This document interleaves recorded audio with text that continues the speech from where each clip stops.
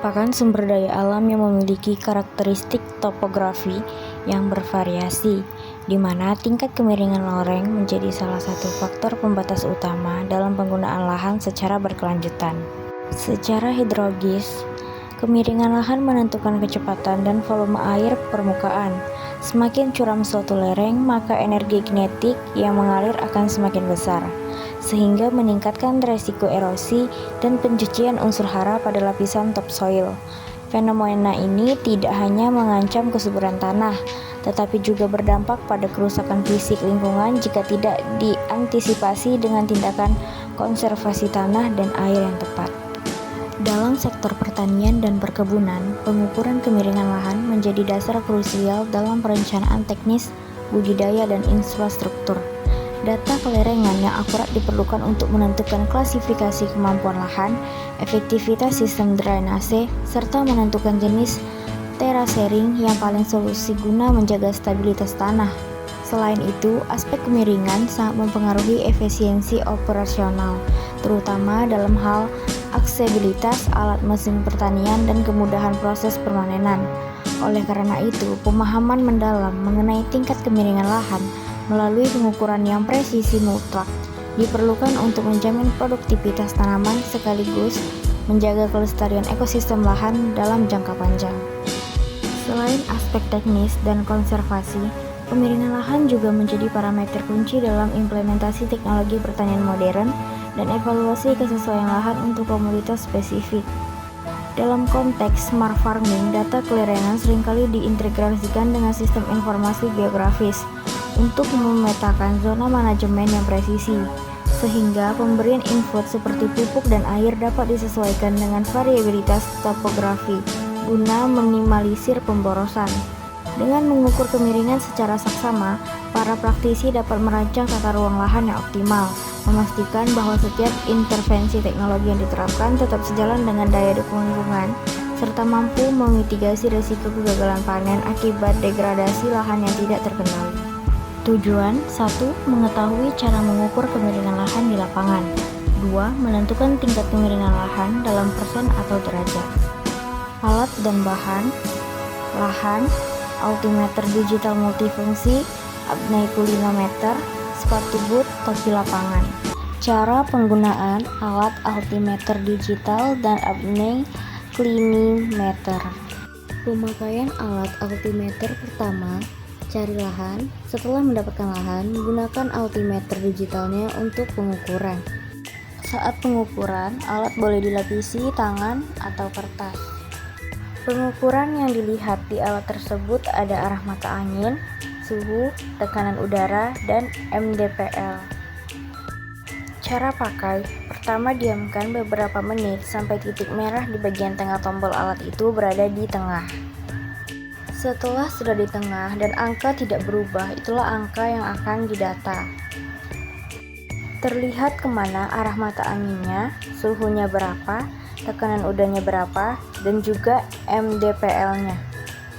Ketika ingin melihat hasil angka dari alti ke akro, atau sebaliknya, itu diklik gambar yang terdapat pada tombol alat tersebut.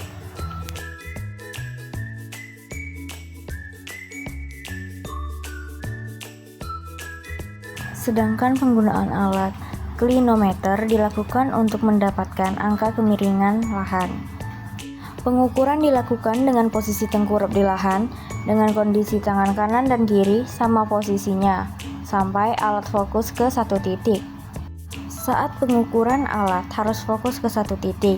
Seperti di gambar, ada satu orang berdiri jauh di atas untuk menjadi objek, dan usahakan tidak dalam kondisi pergerakan apapun.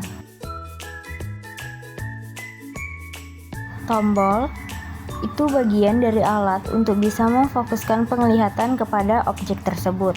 Bisa diatur dengan cara diputar, menyesuaikan. Seketika sudah terlihat dengan jelas objek, maka hitunglah angka yang didapatkan. Seperti panah di gambar, itulah hasil kemiringan lahan. Perhitungan mengikuti kemana arah terlihat objek yang jelas tadi. Hasil berdasarkan data hasil pengukuran kelompok 1, terdapat dinamika kondisi, mikroklimat, dan topografi antara titik awal dan titik akhir pengamatan. Pengukuran menggunakan altimeter menunjukkan adanya kenaikan elevasi dari 57 mdpl menjadi 59 mdpl. Perubahan ketinggian tempat ini secara linier diikuti oleh penurunan tekanan udara dari 1006,6 HPA menjadi 1004,7 HPA. Hal ini disesuaikan dengan prinsip fisis bahwa tekanan udara berbanding terbalik dengan ketinggian.